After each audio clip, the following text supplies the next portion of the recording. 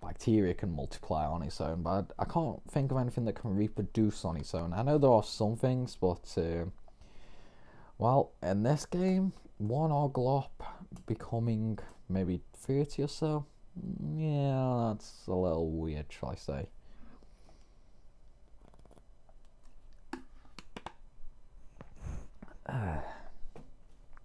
So let's get this play out the way, shall we?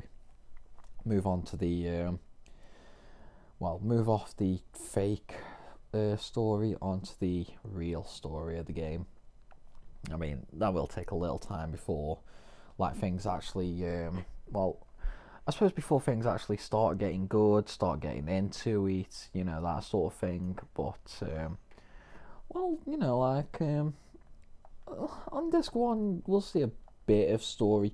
We won't see anything like really too dark though, but you know, like disc one I think basically it introduces the bad guy. I'm not gonna say who or anything because even though it's a 12-year-old game, I know there are still people who haven't played it, like well, James, aka Withered Waste, aka Primal Alki. If you've seen any of my older videos, you know, you probably know who he is because well, he's been in a few of them, so you know. But he never actually played the game until I'm gonna say 6 months ago, and I know he never actually finished the game either, so you know, there is that. I mean, that's the thing with RPGs now.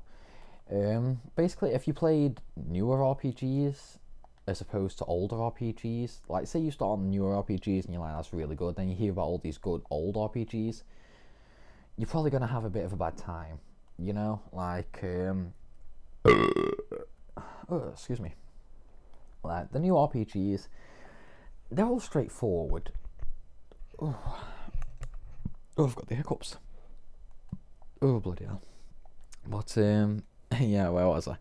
New RPGs are really straightforward, and older RPGs, they're less linear, you know, like you have to find your way through them and all that. So I know James's problem was basically he couldn't find his way to where to go, and unfortunately when he was trying to explain to me where he was, I couldn't really give him that much help because, well, he couldn't describe like what he'd done very well, because I know last time he went on, like basically he, like when he was playing it, he stopped playing after a while. I think he got to like disc 2 or disc 3 or something like that, and then he stopped playing for absolutely ages, and then I convinced him to go back on it and I'll help him get through the area where he's stuck and that.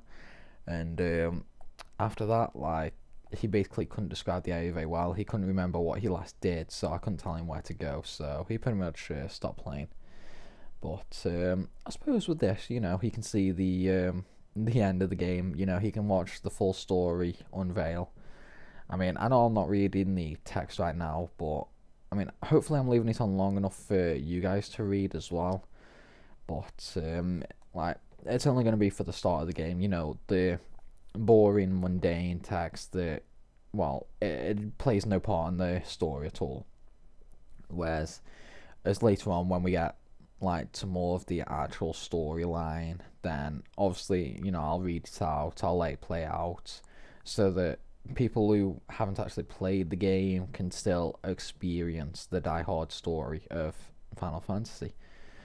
And you know, like, I know, like I said this a few parts ago, because obviously by now it would have been a few parts ago, but you know, if you guys really like, well, if you guys like these Let's Plays for Final Fantasy 9, and you know, like, you want to see more, or maybe you know, like, you just want to see the story of the older FFs that you can't get a hold of, then, you know, by all means let me know. I really have no problem with going through them and recording them for everyone, because I mean, Final Fantasy is where my love of gaming started. I mean, on the PS1 there was obviously a lot of games I played, but there was 2 franchises that stood out and that I absolutely loved beyond belief, and that was Final Fantasy and Metal Gear Solid.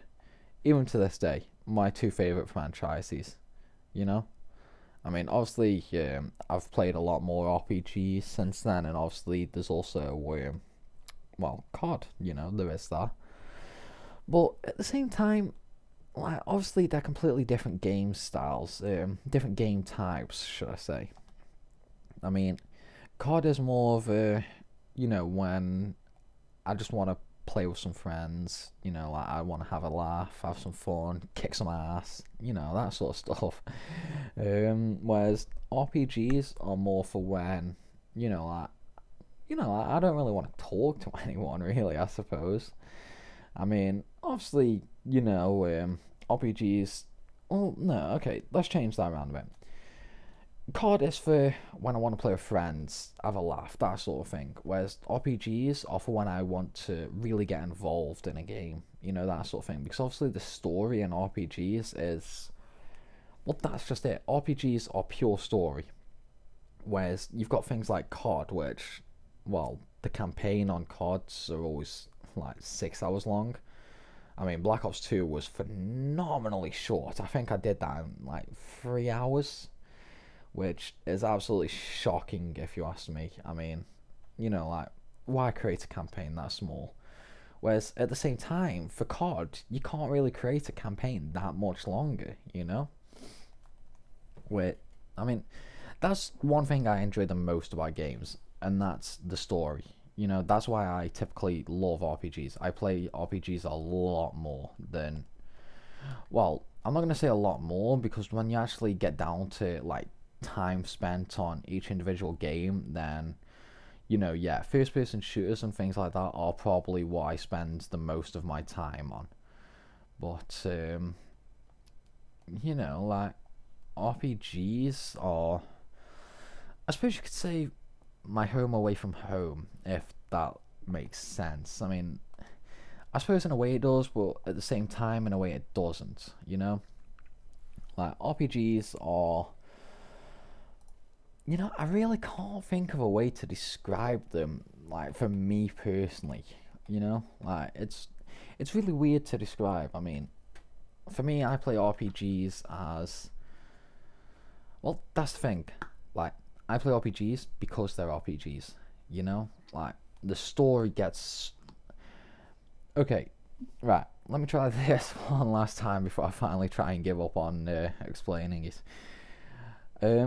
Stories from other games like first-person shooters, they don't really involve you, they don't get, like, really involving, they don't get really good or anything like that, whereas RPGs, anything and everything can and more than likely will happen in them, more so in the older RPGs than the newer ones.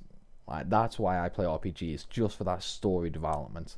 I like seeing where developers start the game off, where they end it, and how they get from point A to point B, that sort of thing. That's why I like RPGs. And this is another phenomenal cutscene, I've got to say. I mean, I recently watched like a high quality remastered version of it where it's not pixelated, the color correction was done absolutely phenomenal and all that sort of stuff. And I've got to say, it was absolutely fantastic. I mean, it was every cutscene in the game as well. Like, if I can find it again, I'll put it in the description, but please do not hold me to that. I mean, if you search Final Fantasy 9 cutscene remastered, then you will more than likely find it. It was a 35-minute video, and the guy who made it, all I can say is he put a lot of time and effort into that. So I've got to say, like, kudos to you. You put a lot of time and effort into that, and unfortunately, it didn't really pay off on him. From what I saw the video, I think it was uploaded like a year or so ago, and it's only on about 1,000 views, which is quite a shame because it was really well done, to be honest. I checked a couple of the cutscenes out and they really were phenomenal.